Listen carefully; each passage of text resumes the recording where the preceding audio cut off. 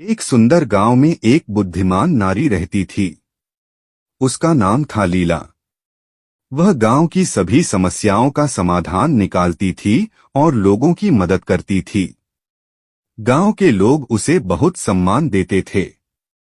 एक दिन गांव में एक प्रसिद्ध ऋषि आए। उनका नाम था आनंद।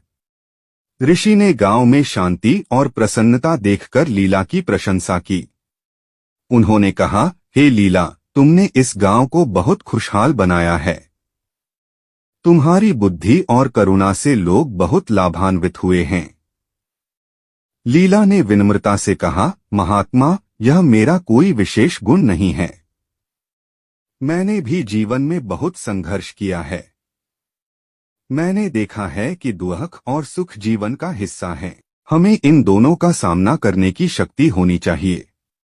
ऋषि ने कहा, तुम्हारी बात सही है लीला।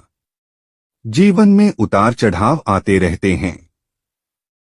महत्वपूर्ण यह है कि हम इन परिस्थितियों से कैसे निपटते हैं।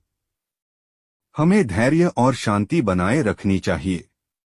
लीला ने पूछा, महात्मा, आप जीवन में क्या सीखे हैं? ऋषि ने मुस्कुराते हुए कहा, मैंने सीखा है कि क्रोध और लोभ मन को अंधा बना देते हैं। हमें इनसे दूर रहना चाहिए। हमें दूसरों की मदद करनी चाहिए और हमेशा सत्य का मार्ग अपनाना चाहिए। लीला ने कहा, महात्मा, आपकी बातें बहुत सार्थक हैं। मैं इन बातों को हमेशा याद रखूंगी। ऋषि ने कहा, लीला, याद रखो, ज्ञान केवल किताबों में नहीं मिलता है। यह जीवन के अनुभवों से भी सीखा जा सकता है। हर व्यक्ति के पास कुछ न कुछ। विक्रम एक प्रतिभाशाली युवक था। पढ़ाई में अव्वल, खेलों में दक्ष और कला में रुचि रखने वाला। लेकिन जीवन ने उसके साथ एक ऐसा खेल खेला कि वह धीरे धीरे खुद को ही भूलने लगा। सब कुछ एक दिन में ही बदल गया। एक सड़क दुर्घटना ने उसके माता पिता को छीन लिया। अकेलापन उसे घेरने लगा। घर जो कभी खुशियों का घर था, अब एक खालीपन सा लगने लगा। दोस्तों के साथ खेलने का मन नहीं करता था।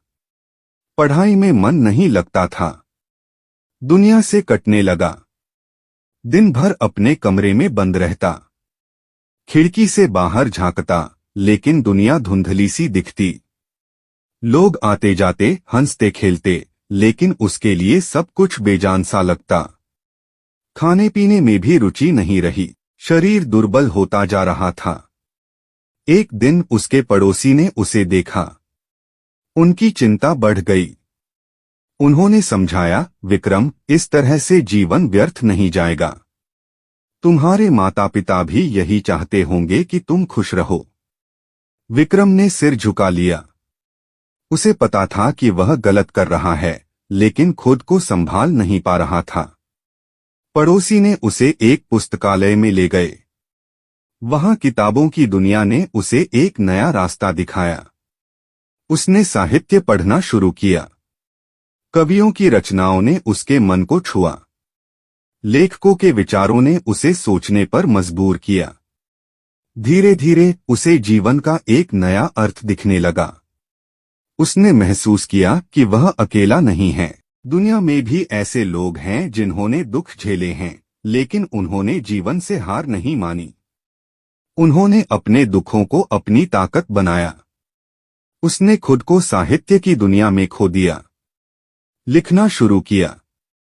अपने दुखों को शब्दों में ढालने लगा। धीरे धीरे उसके अंदर एक नई ऊर्जा का संचार हुआ। उसने सोचा, मेरे माता पिता चाहते होंगे कि मैं कुछ करूं। मैं अपने जीवन को सार्थक बनाऊं। उसने एक साहित्यिक संस्था बनाई। युवाओं को लेखन के लिए प्रोत्साहित किया। उनकी प्रतिभा को निखारा। धीरे धीरे वह फिर से उसी विक्रम बन गया जो कभी हुआ करता था। खुश, संतुष्ट और जीवन से जुड़ा हुआ। उसने महसूस किया कि दुख ने उसे तोड़ा नहीं, बल्कि मजबूत बनाया। एक युवक सबको धोखा देने लगा, पत्नी समझाती है। एक कहानी जो हर किसी